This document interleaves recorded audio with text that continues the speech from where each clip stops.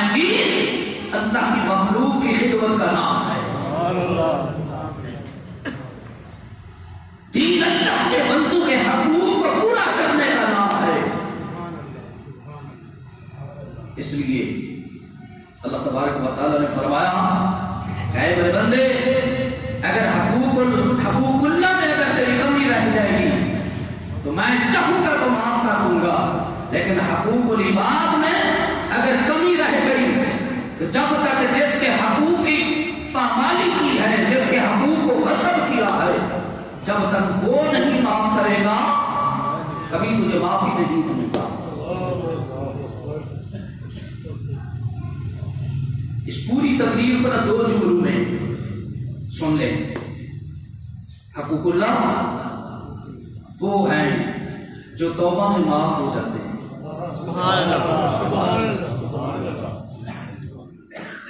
حقوق اللہ میں کمی توبہ سے، اگر توبہ نہیں کی رب چاہے گا تو پھر بھی معاف کر تو کرم کر دے. لیکن حقوق العباد یہ نہ توبہ سے معاف ہوتے ہیں نہ رب معاف کرے گا. یہ تب معاف ہوگا جب وہ بندہ معاف کرے گا.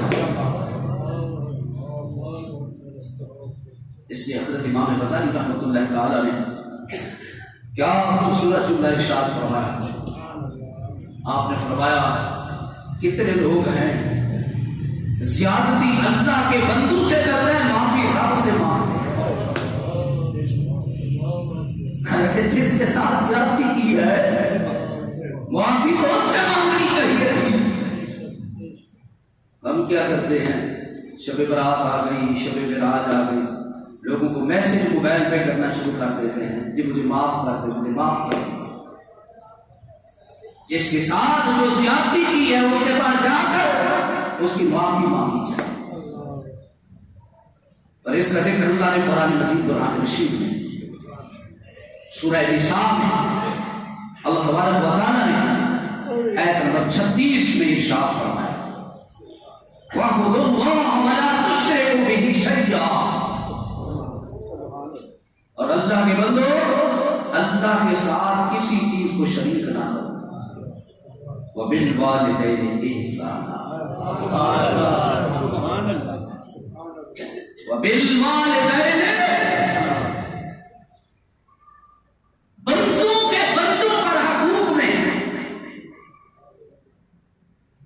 پہلے اللہ کے بندے کو پر حقوق ہے، بندوں پر بندوں کے حقوق میں اللہ نے جس کا سب سے پہلا حق رکھا ہے وَبِالْوَالِدَيْنِ إِحْسَانًا.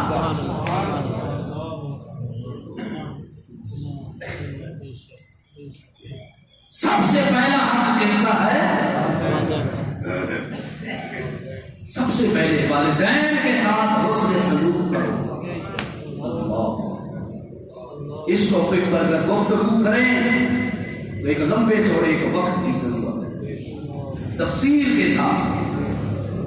پہلا رب نے جس کے بارے میں فرمایا اے بندے میں نے اپنی مخلوق میں جس کا سب سے پہلا حق تم پہ رکھا ہے وہ کس کا ہے؟ وَبِالْوَالِدَيْنِ إِحْسَانًا. اس کو مختصر یہ جملہ میں میسج دیتا جاؤں کہ بندہ جتنی عبادات کر لے،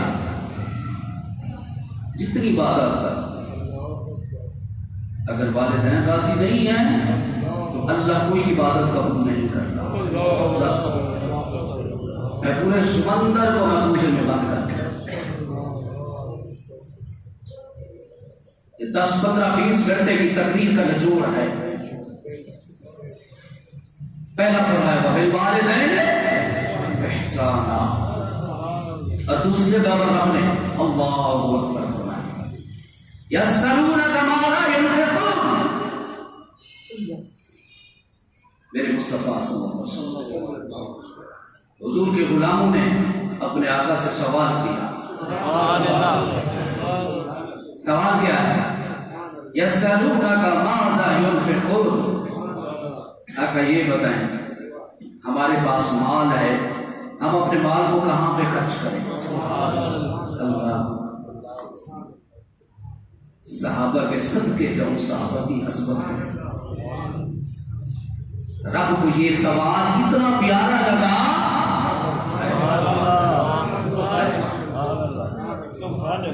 میرے رب کو یہ سوال اتنا پیارا لگا. سوال نبی سے کیا جا رہا ہے. سوال نبی سے کیا جا رہا ہے. چاہیے تو یہ تھا کہ جواب بھی مصطفیٰ دیتا. میرے رب نے کہا ہوگا اے میرے محبوب یہ ایسا پیارا سوال کیا ہے, میں چاہتا ہوں کہ جواب بھی میں خود خدا دوں. اتنا پیارا جواب. یسألونک ماذا ينفقون. میرے محبوب یہ پوچھتے ہیں کہ اپنا مال کہاں پہ خرچ کریں. فَقُلْ مَا أَنْفَقْتُم مِّنْ خَيْرٍ فَلِلْوَالِدَيْنِ. محبوب آپ فرما دیجیے قُلْ مَا أَنْفَقْتُم مِّنْ خَيْرٍ. تیرا سب سے بہترین روپیہ وہ ہے جو اپنے ماں باپ کے اوپر خرچ کرتا ہے. ادھر بھی جب بندوں کے حقوق کی بات کی, ادھر بھی جب بندوں کے حقوق کی بات کی, پہلا فرمایا وَبِالْوَالِدَيْنِ إِحْسَانًا, پھر کہا وَبِذِي الْقُرْبَى. کہ والدین کے بعد اب جو تیرے قریبی رشتے دار ہیں ان کا تیرے اوپر حق ہے. پھر کہا وَالْيَتَامَى وَالْمَسَاكِينَ, پھر کہا وَالْجَارِ ذِي الْقُرْبَى.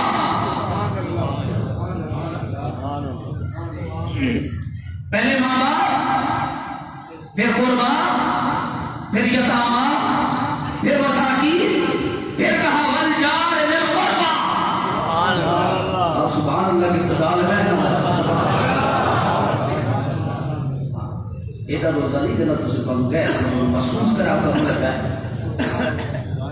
میں بھی تو روزے بھی گفتگو کر رہا ہوں. تھوڑا میرے ساہ لگا جائے گا. وہ آپ کی محبت ہے اللہ ساہ لگا جائے گا تو ڈری بھی تھوڑا ہے. وَالْجَارِ ذِي الْقُرْبَى, جو قریب کا ہمسایہ ہے. وَالْجَارِ الْجُنُبِ, جو دور کا ہمسایہ ہے. وَالصَّاحِبِ بِالْجَنبِ, اور جو تیرے یار دوست تیری مجلس میں بیٹھتا ہے ان کا بھی تیرے اوپر حق ہے. اور بعض مفسر نے جو اس کا معنی کیا وَالصَّاحِبِ بِالْجَنبِ, اس کا معنی پہلو کے دوست, پہلو کے. اور بعض مفسرین نے کہا کہ پہلو کے جو بندے کے دوست ہیں ان میں سب سے پہلے بندے کی بیوی آتی ہے. وَالصَّاحِبِ بِالْجَنبِ, تیری بیوی کا, تیرے دوستوں کا جو تیری مجلس میں بیٹھتے ہیں ان کے اوپر بھی تیرے حقوق ہیں. وَابْنِ السَّبِيلِ, راہ چلتے مسافر کے بھی تیرے اوپر حق ہے.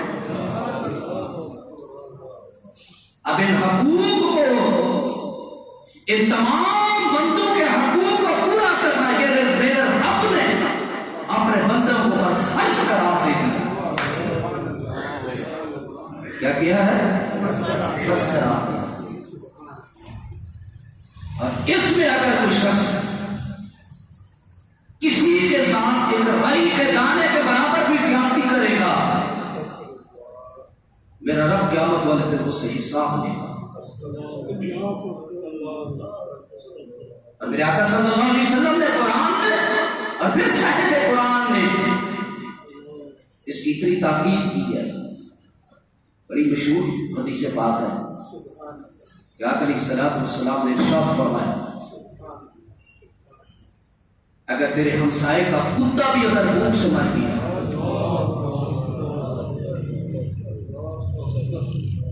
ہمسائے کا, تو میرے نبی نے فرمایا کل قیامت والے دن تجھ سے سوال کیا جائے.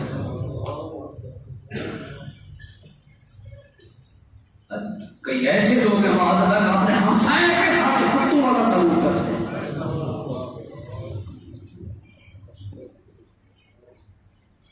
یہ رب کائنات نے بندوں کے اوپر حقوق نازل فرمائے اور ان حقوق کا پورا کرنا یہ لازم ہے. آپ اندازہ کریں کہ اللہ نے بندوں کے حقوق کی کتنی اہمیت ہے. صحیح مسلم کی حدیث پاک ہے. آقا علیہ الصلوۃ والسلام نے ارشاد فرمایا جب کوئی شہید ہو جاتا ہے اللہ اس کے سارے گناہ معاف کر دیتا ہے. سارے گناہ معاف کر دیے جاتے ہیں لیکن حضور نے فرمایا اس کا ایک گناہ معاف نہیں کیا جاتا. سارے گناہ معاف کر دیں شہید کے. رسول اللہ صلی اللہ علیہ وسلم نے فرمایا شہید کے خون کا پہلا قطرہ زمین پر گرنے سے پہلے اللہ اس کی روح کو جنت میں بھیج دیتا ہے. سارے گناہ معاف کر دیے جاتے ہیں. پر آقا صلی اللہ علیہ وسلم نے فرمایا اس کا ایک گناہ جو اللہ معاف نہیں کرے گا اگر کسی سے قرض لیا ہوگا تو اللہ اس کو اس گناہ کو معاف نہیں کرے گا. کسی سے قرضہ لے کر اس کو واپس نہ کر. آج ہمارے معاشرے کا یہ محبوب مشورہ بن چکا ہے. کئی لوگ ناکام بھی وہ ناکام بھی اسی کام پہ لوگوں سے بہانے کے ساتھ قرضہ لیا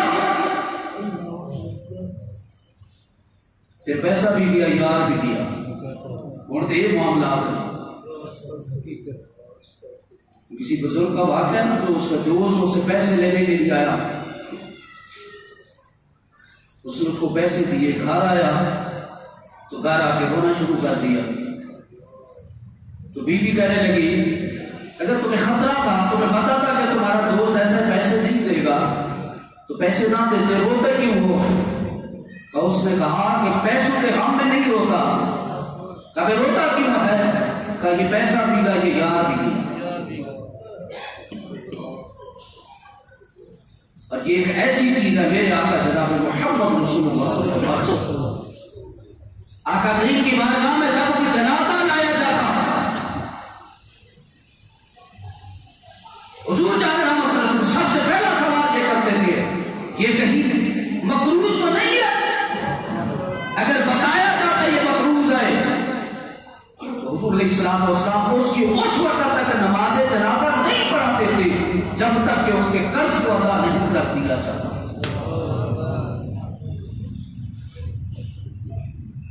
یا اللہ اپنے بندوں کے حقوق کا کتنا خیال کرتا. دوسری حدیث پاک کو سماعت فرمائیں. یہ بھی صحیح مسلم میں حدیث نمبر 161 ہے. آج تکڑا بندہ مارے بندے کو رگڑی جا اس کا جو بھی مال ہاتھ لگے وہ بیچارہ مارا بندہ ہوتا ہے. نہ کو اس کی تھانے میں سننے والا نہ کو محلے میں اس کی سننے والا. محلے والے بھی وہ تکڑے بندے نام لا کے جاتے ہیں. کہتے ہیں کہ یار کی کریے جو مجبوری ہے پتہ ہے تمہیں لیکن میرا پتہ ہے تو مرابطہ نہیں پتا.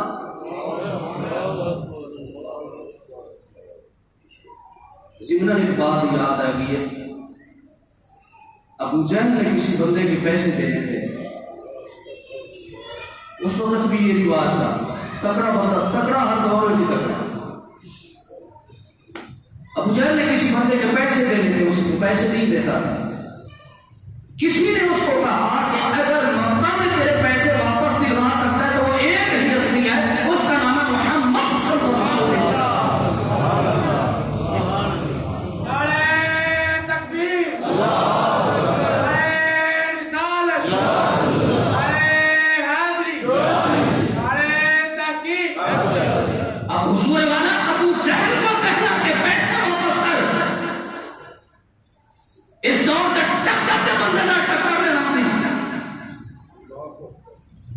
لیکن جب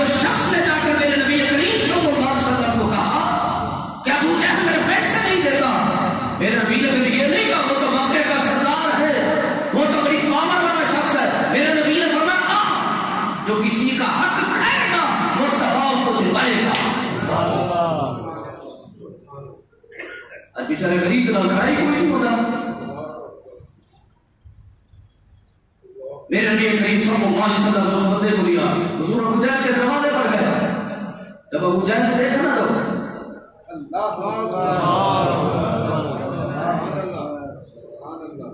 ساری کوکھی میں ٹیک گئی, ساری سرداری جاؤ جلال میرے مصطفیٰ کے سامنے ختم ہو گیا.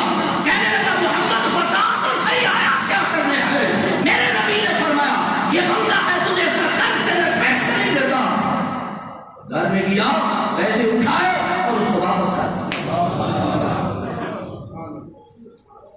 لیکن اگر کوئی کسی کے ساتھ زیادتی کرے گا, کسی کا مال کھائے گا, حدیث پاک سماعت فرمائے تیرا تگڑا بندہ اٹھے لوگوں نے زمین آتے قبضے تھے جناب, لوگوں کا مال بھی کھینچ لیا تھا جناب, یہ کر دیا وہ کر دیا. سنیں حدیث پاک کو, صحیح مسلم کی حدیث پاک, حدیث نمبر 161. رسول اللہ صلی اللہ علیہ وسلم نے ارشاد فرمایا جو شخص ایک بالشت بھی زمین نہ حق غصب کرے گا, ایک انگلی, کتنی؟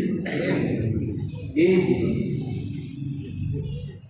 بالش گٹ کو کہتے ہیں, چلو گٹ بالش. ویسے بالش جو ہے فقہ کی زبان میں انگلی کو کہا جاتا ہے. ساری پنجابی میں چلو بالش گٹ نہیں کہتے ہیں, چلو گٹ کا تھوڑی بتا کہ ایک بالشت بھی اگر کسی نے کسی کی زمین کو غصب کرے گا, اللہ تبارک و تعالی قیامت کے دن 7 زمینوں کا توق بنا کر اس کے گلے میں ڈال دے گا. چوک پا کھا لے جدھر مال دل کرتا ہے. ادھر تو اپنی حواست سے, اپنے زور سے, اپنی طاقت سے, اپنی قوت سے لوگوں کا مال کھائے گا, لوگوں کا مال قسم کرے گا. میرے آقا صلی اللہ علیہ وسلم نے فرمایا رب کائنات 7 زمینوں کا توق بنا کر گلے میں ڈال دے گا. اور اس پر ایک واقعہ جو احادیث کی کتابوں میں موجود ہے, حضرت سعید بن زید رضی اللہ تعالیٰ عنہ, ان کی زمین کا ٹکڑا تھا. ایک عورت نے قاضی کے پاس کیس دائر کر دیا کہ یہ میرا ہے, اور پر کوئی بھی سکے لے لیتے ہیں, میں بھی زمین پر ہی جائے چل کے رہے گا. حضرت سعید بن زید کی زمین پر ایک عورت نے, اربا نامی, اربا اس عورت کا نام تھا, اس نے قاضی کو کہا کہ یہ زمین میری ہے. حضرت سعید بن زید کو بلایا گیا تو وقت کے قاضی نے کہا کہ یہ عورت کہتی یہ میری ہے. تو حضرت سعید رضی اللہ تعالیٰ عنہ نے فرمایا مجھے اپنے نبی کی ایک حدیث یاد ہے. کیسے وہ لوگ عظیم لوگ تھے. اگر اجازت ہے تو درمیان میں ایک اور مجھے بات یاد ہو گیا. ہم تو لوگوں کا مال کس طرح کھاتا ہے اور صحابہ کی زندگی کو دیکھیں. رسول اللہ صلی اللہ علیہ وسلم کے دور میں 2 صحابیوں نے ایک زمین کا سودا کیا. سودا ہو گیا, بائع ہو گئی, خرید و فروخت ہو گئی, پیسے چلے گئے. جس بندے نے خریدی, جب اس نے زمین کو کھودا تو وہاں سے خزانہ نکلا. سادے دور کا بندہ انہوں نے میرے ہوا بھی نہ لگا, کہاں بھی پتا نہ چلا, کتوں کو مخ نہیں آتا. لیکن قربان جنہوں نے نبی کے در سے جنہوں نے تربیت حاصل کی, جس نے مصطفیٰ کے قدموں سے, نبی کے قدموں میں بیٹھ کر جس نے دین سیکھا ہو, اب وہ خزانہ نکلا. حالانکہ قانونی طور پہ جب زمین اس کی ہو گئی, خزانہ بھی خزانہ, لیکن میں قربان جو صحابی کے ایمان پہ, اس کے دل میں, اس نے دل میں یہ سوچا میں نے زمین لیا, خزانہ نہیں لیا. اتنے انہوں نے ریفا چل جانا سی, بندے مار جانے سی. انہیں کہنا سی میرا ہے، میرا ہے، کئی بندے مر جانے سب، لیکن قربان جو مصطفیٰ کے صحابی پہ، وہ صحابی اس نے وہ خزانہ اٹھایا اور اس صحابی کے گھر میں چلا دیا. کیسی بات ہے، اس صحابی کے گھر میں چلا گیا اور کہا کہ میرے بھائی میں نے تم سے زمین خریدی تھی، اس زمین سے جب خزانہ نکلا، میں نے زمین خریدی تھی، خزانہ نہیں خریدا، خزانہ تیرا ہے. آگے بھی تو مصطفیٰ کا غلام، آگے تو بھی میرے مصطفیٰ کی جو یونیورسٹی کا پڑھا ہوا شخص تھا نا، اس نے کیا کہا؟ اس نے کہا کہ میرے بھائی جب میں نے زمین بیچ دی تو اس میں جو کچھ تھا وہ بھی بیچ دیتا. اب جھگڑا ہو گیا، وہ کہتا تو لے، وہ کہتا تو لے، دونوں میں سے کوئی نہیں لے رہا. سادہ کا جتری جنا تمہارا جھگڑا میرا ہے، سادہ میرے ایک جو دور چاہتا، تیسرا بھی جو کنجر آگے بھی جو نہ تباہ دے. میں اس کو کیا کہوں، یہ سمجھا میرے زبان سے نکل گیا ہے، کبھی ایسا نہیں کرتا. لیکن وہ بندہ جو کسی کا حق ہے سود کا، وہ بندہ جو کسی کا 1 روپیہ بھی کھا جائے، وہ خنزیر کھانے سے بھی بندہ ہے. لقمہ حرام. اب دونوں صحابہ نے کیا کیا؟ کہا چلو یہ فیصلہ پیارے نبی سے کرا. میرے آقا کریم کی بارگاہ میں فیصلہ ہوا. اللہ اکبر. اپنے آقا کی عظمت پہ قربان جاؤ. جب آقا کریم کی بارگاہ میں فیصلہ کیا تو آقا علیہ السلام والسلام نے ارشاد فرمایا اس طرح کرو کہ تم دونوں آپس میں اپنے بچوں کا رشتہ کر دو، اور جو خزانہ ملا دونوں خاندان آپس میں آدھا آدھا تقسیم کریں. اب حضرت سعید بن زید رضی اللہ تعالی عنہ جب قاضی نے کہا کہ عورت کہتی زمین میری ہے، تو حضرت سعید بن زید نے کہا کہ میرے سامنے نبی کی حدیث ہے. کون سی؟ اگر کسی نے کسی کے ایک بالشت زمین بھی کھائی. تو حضرت سعید بن زید نے کہا میں ساری زمین میں اس عورت کے نام کرتا ہوں. لیکن حضرت سعید نے کہا مولا اگر یہ عورت جھوٹی ہے اور میں سچا ہوں، اس عورت کو اندھا کرنا اور اس کی قبر اسی جگہ پر بنانا جس جگہ پہ اس نے قبضہ کیا. مورخ لکھتا ہے اسی وقت اس مائی کی آنکھیں چلی گئی اور وہ دیواروں کو پکڑ پکڑ کر کہتی کہ لوگوں مجھے سعید بن زید کی بد دعا لگی ہے. اور ایک دن اسی زمین میں ٹھیٹا لگا، ساتھ ہی کنواں تھا، کنویں میں گری، اس کی روح نکل گئی.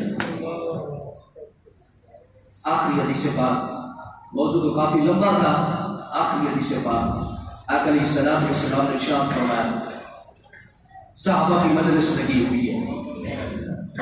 آقا کریم علیہ السلام نے فرمایا کہ میرے صحابہ بتاؤ میری امت کا غریب بندہ کون ہے؟ غریب بندہ. حضور نے پوچھا، صحابہ کرام رضی اللہ تعالی عنہم اجمعین نے وہی جواب دیا جو میرا اور آپ کا ہوگا. یقیناً غریب وہی ہے جس کے پاس مال و دولت نہیں ہے. صحابہ کرام رضی اللہ عنہم اجمعین نے بھی یہی کہا. کیا کہا؟ غریب وہ ہے جس کے پاس مال و دولت نہیں ہے. میرے نبی نے فرمایا میرے صحابہ نہیں، غریب وہ نہیں ہے. اگر بندہ اپنے طرف دیکھے، یہ جو اللہ نے مجھے جسم دیا نا، اربوں کا جسم دیا، یہ اربوں کا جسم ہے.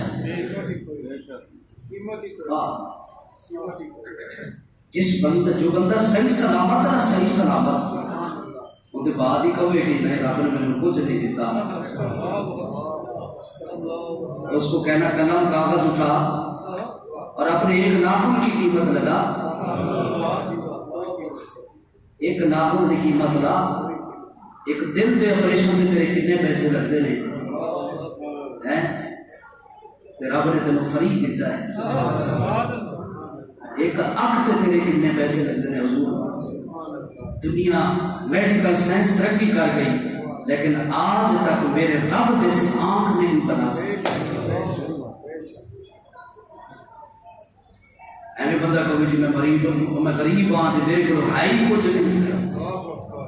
میرے آقا کریم صلی اللہ علیہ وسلم نے فرمایا کہ میرے صحابہ میری امت کا غریب وہ بندہ نہیں ہے جس کے پاس مال و دولت نہیں ہے، بلکہ میرے کریم آقا صلی اللہ علیہ وسلم نے فرمایا میری امت کا غریب وہ شخص ہے جو قیامت والے دن جب اللہ کی بارگاہ میں آئے گا اس کے پاس نمازیں بھی ہوں گی، روزے بھی ہوں گے، حج بھی ہوں گے، زکاتیں بھی ہوں گی، عمرے بھی ہوں گے، فطراتے بھی ہوں گے، صدقات بھی ہوں گے، سخاوتیں بھی ہوں گی، تہجدیں بھی ہوں گی، سجدے بھی ہوں گے، رکوع بھی ہوں گے، سارا کچھ ہوگا. لیکن اگر کسی کے اوپر ظلم کیا ہو، اگر کسی کے ساتھ زیادتی کی ہوگی، آقا علیہ الصلوۃ والسلام نے فرمایا وہ لوگ آ جائیں گے، وہ لوگ اپنا حق لینے کے لیے آئیں گے، جن کا حق کھایا ہوگا وہ حق لینے کے لیے آئیں گے. اب آقا کریم نے فرمایا ادھر تو پیسہ ہوگا نہیں، ایسے کہتے جناب یہ تول کے رکھو، اب ادھر پیسے تو ہوں گے نہیں، تو پھر کیا کریں گے آقا علیہ الصلوۃ والسلام؟ پھر اللہ کیا کرے گا؟ اللہ فرشتوں کو کہے گا اس کی نمازیں اس کو دے دو، اس کے حج بھی دے دو، زکات بھی دے دو، صدقات بھی دے دو، فطرانے بھی دے دو، نمازیں دے دو، اذانیں دے دو، سارا کو دے دو. جب سارا کو دے دیا جائے گا ابھی بھی حق لینے والے باقی ہوں گے.